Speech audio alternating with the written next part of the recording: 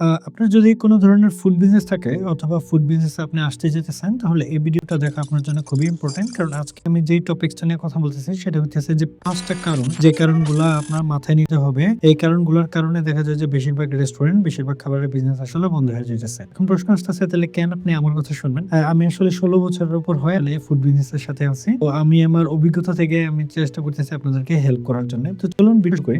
Lights, camera, action. প্রথম যে কারণটা থাকতেছে সেটা হইতেছে যে লোকেশন। লোকেশন খুবই ইম্পোর্টেন্ট একটা জিনিস। কারণ আপনার তো অবশ্যই একটা কনসেপ্ট অবশ্যই আছে। আপনি আসলে কি ধরনের খাবার আপনি বিক্রি করতে চাইতেছেন। ওইটা হইতে পারে সুশি, এটা হইতে পারে কাবাব, এটা হইতে পারে স্প্যানিশ ফুড হইতে পারে, এটা হইতে পারে টাকো। যে ধরনের খাবারই হোক, আপনি যে এরিয়াটাতে দিতে চাইতেছেন, এই এরিয়ার মানুষজন আসলে এই ধরনের খাবারের সাথে পরিচিত কিনা, এই ধরনের খাবার এরা খাইতে চায় কিনা, এইটা বের করা খুবই ইম্পর্টেন্ট। তো সেজন্য আপনি কোন লোকেশনটা আপনি পছন্দ করতেছেন এবং লোকেশনের সাথে আপনার কনসেপ্টটা যায় কিনা সেটা খুবই ইম্পর্টেন্ট। এই তো গেল লোকেশন। দ্বিতীয় নম্বরে যেটা আসতেছে সেটা হচ্ছে ফুড। কারণ লোকজন মনে করে যে একটা লোকেশন আমি বের করলাম, যে কোনো একটা খাবারের ব্যবসা আমি দিয়ে দিলে হয়ে গেল। এরকম না ব্যাপারটা ভাই। আপনি যে লোকেশনটা চুজ করতেছেন, এই লোকেশনটার সাথে আসলে কি ধরনের খাবার আপনার বিক্রি হবে সেটা ইম্পর্টেন্ট। হ্যাঁ, সাপোজ ধরেন যে আপনার একটা বাস স্ট্যান্ড, বাস স্ট্যান্ডের সাথে আপনি চাইতে একটা যদি রেস্টুরেন্ট আপনি ওপেন করেন, সেখানে হইতেছে যে আপনার কোন রকমের ভাত, মাছ, সকালের নাস্তা, বিকালের নাস্তা, এই ধরনের একটা খাবার হইলে হয়। ওইখানে কিন্তু আপনার ফাইন ডাইন রেস্টুরেন্ট কিন্তু খোলার দরকার হবে না। ওইখানে লোকজন কিন্তু স্টেক খাইতে যাবে না। এই ব্যাপারগুলো আপনার কিন্তু মাথায় রাখতে হবে যে আপনি কোথায় দিতেছেন। এবং ফুড আমি বললাম এই কারণে, আপনারা যদি এই চ্যানেলে নতুন হয়ে থাকেন তাহলে হয়তো আপনি জানেন না, সেজন্য আমি বলতেছি যে আমি আসলে প্রচুর ক্লায়েন্টের সাথে আমি কথা বলি। এরা বাংলাদেশ বেস্ট ক্লায়েন্ট। এই বাংলাদেশ বেস্ট ক্লায়েন্ট হওয়াতে আমি যে জিনিসটা বুঝলাম যে অনেকেই আছে এরা করে কি রেস্টুরেন্টের ব্যবসাতে চলে আসে, এদের খাবার সম্পর্কে এদের কোনো ধারণা নাই। হ্যাঁ, এইটাতে যেটা হয় মানে আপনার রেস্টুরেন্ট ব্যবসাতে আসার সময় আপনার খাবার সম্পর্কে আপনার খুব একটা ভালো ধারণা থাকতে হবে মাস্ট। আপনি নিজে শেফ না হন, কিন্তু আপনার একটা খাবার সম্পর্কে আপনার ভালো ধারণা যদি না থাকে না, তাহলে আসলে শেফ কি করতেছে, শেফ কি আসলে আপনার জন্য মানে পজিটিভ একটা জিনিস আনতেছে না, শেফের নলেজ কতটুকু সেটাই তো আপনি জানতেছেন না। তো সেই ক্ষেত্রে আমি বলবো যে আপনার যদি ফুড সম্পর্কে যদি কোনো ধারণা না থাকে, আমি হাইলি রিকমেন্ড করবো যে আসলে আপনার এই ইন্ডাস্ট্রিতে আসার দরকার নাই। অন্তত আপনি একজন পার্টনার নিয়ে আসতে পারেন যা কিনা এই ফুড রিলেটেড তার আইডিয়া আছে। তাইলে হবে কি যে ২ জনে মিলে আপনারা ধরেন যে জিনিসটা আগে নিয়ে যেতে পারবেন। তো সেজন্য আমি বলব যে আপনার যদি ফুডের নলেজ যদি না থাকে, কখনোই আসবেন না ফুড ইন্ডাস্ট্রিতে। এবং যদি নলেজ থাকে, আপনার যখন হায়ার করবেন তখন আপনি মাস্ট যে জিনিসটা চেষ্টা করবেন যে আপনি একজন হেড শেফ যেন থাকে আপনার ডায়নামিক। সেজন্য শুধু একটা কুজিনের উপর স্পেশালিটি যেন না থাকে। দেখা গেল যে সে যে শুধু বলল যে, "না ভাই আমি খালি জাপানিজ খাবারই বানাইতে পারি।"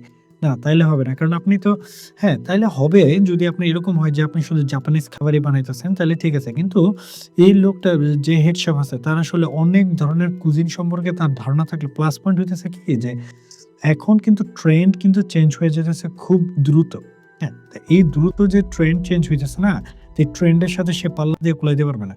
তো সেজন্য আমি আপনাদেরকে অবশ্যই বলব যে ফুডের নলেজ আছে এরকম একজন পার্টনার নিয়ে নিবেন। আপনার তো ফুড নলেজ যদি না থাকে আরকি। কিন্তু ফুড নলেজ কারো না কারো আপনার থাকতে হবে মাস্ট। কারণ না থাকলে আপনার দেখা যাবে যে আপনি রাইট পারসনটাকে আনতে পারতেছেন না আপনার বিজনেসে। ৩ নম্বরে যেটা আসতেছে সেটা হইতেছে যে প্রপার ম্যানেজমেন্ট। প্রপার ম্যানেজমেন্টের একটা যদি না থাকে না, এখানে একটা বড় সমস্যা আছে। কিন্তু বাংলাদেশে যে জিনিসটা আমি দেখলাম যে মানে বাংলাদেশে একজন ওনার থাকে, একজন ম্যানেজার থাকে এবং একজন মানে হেড শেফ থাকে। ব্যাপারটা এরকম আরকি। কিন্তু দেখা যায় যে এদের ভিতরে মানে থাকে না, কি বলে মানে কমিউনিকেশন এর ভিতর অনেক গ্যাপ। মানে একজন চিন্তা করে যে না বসকে আমি এই কথাটা বলব, বস কিভাবে নেয়? বা হেড শেফকে চিন্তা করে যে ম্যানেজারকে আমি এই কথাটা বলব, এটা কিভাবে নেয়? মানে ব্যাপারটা হইতেছে যে মানে আল্টিমেটলি সাকসেসটা হইতেছে বিজনেসটাকে সাকসেস করা। হ্যাঁ? কিন্তু ব্যাপার হইতেছে এইটা কিন্তু প্রাইম গোল থাকা উচিত সবার জন্যে। এখানে কে আসলে বস, কে আসলে ম্যানেজার, কে আসলে হেড শেফ, এটা আসলে এভাবে চিন্তা না করে একটা টিম হিসাবে চিন্তা করা ওটা উচিত।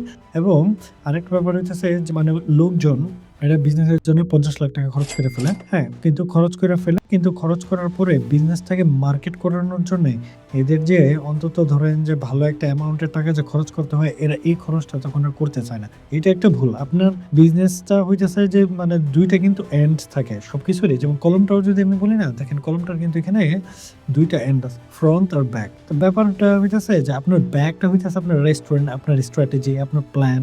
ফ্রন্টটা হইতেছে যে আপনার যে প্রোডাক্ট গুলা আছে, এই প্রোডাক্ট গুলা হইতেছে যে এই প্রোডাক্ট গুলা কিন্তু মানুষজন কিন্তু আপনার ফ্রন্টটা দেখতেছে। এই মানুষগুলো আপনার এই ফ্রন্টটা কিভাবে দেখবে? সেজন্য আপনার মার্কেটিং খুবই ইম্পর্টেন্ট। তো আমি আপনাদেরকে জানাবো যে আপনারা যারা ওনার আছেন বাংলাদেশের ফুড রেস্টুরেন্টের উম আ অথবা যারা ফিউচার ওনার হবেন, অন্তত এই ৩ টা জিনিস আপনার মাস্ট আপনার জানতে হবে। সেটা হইতেছে যে আপনার ফুড নলেজ আপনার থাকতে হবে 100%। আপনার সেলস নিয়ে আপনার একটা ভালো একটা ধারণা থাকতে হবে মাস্ট, এবং আপনার মার্কেটিং সম্পর্কেও একটা ধারণা থাকতে হবে। এই ৩ টা জিনিস না জেনে আমি বলব যে আপনার বিজনেসে আসা উচিত না। যদি বিজনেসে আসেন তাহলে যেটা করতে পারবেন এজ এ এঞ্জেল ইনভেস্টর হিসেবে বিজনেসে আসতে পারেন, যে অন্য একজন রেস্টুরেন্ট খুলতেছে, আপনি এটা সাপোর্টিভ হিসেবে দিলেন। কিন্তু এই জিনিসগুলা খুবই মাথায় রাখবেন।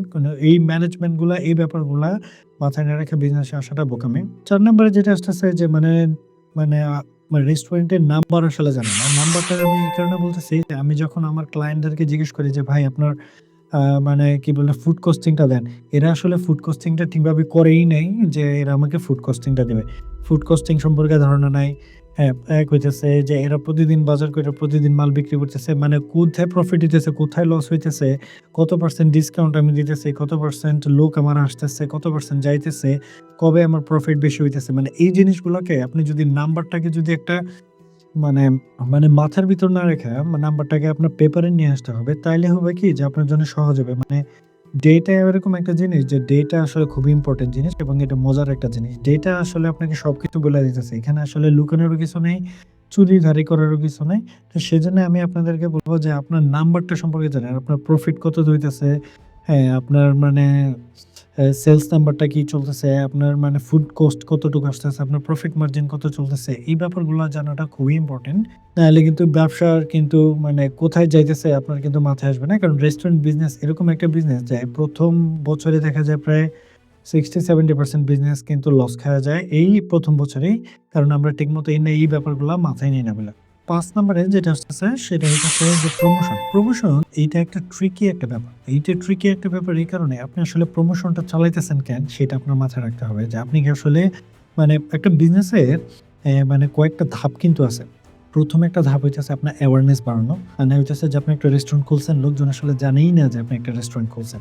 তো যখন আপনি একটা রেস্টুরেন্টে যখন আপনি প্রমোশন দিবেন না, ডিসকাউন্ট দিতেছেন, বিভিন্ন ধরনের প্রমোশন দিতেছেন, এটা হচ্ছে লোকজনকে জানানো যে, "দেখ, আমি এইখানে আছি, আমি এটা নতুন খুলছি। যারা দরকার আপনারা আসেন। আইসা আপনারা খাবার ট্রাই করেন এবং আমাকে রিভিউ দিয়ে যান, বা মানে আমাকে কমেন্ট করে যান যে আমার খাবারগুলো কিরকম হইতেছে।" এইটা হইলো এক।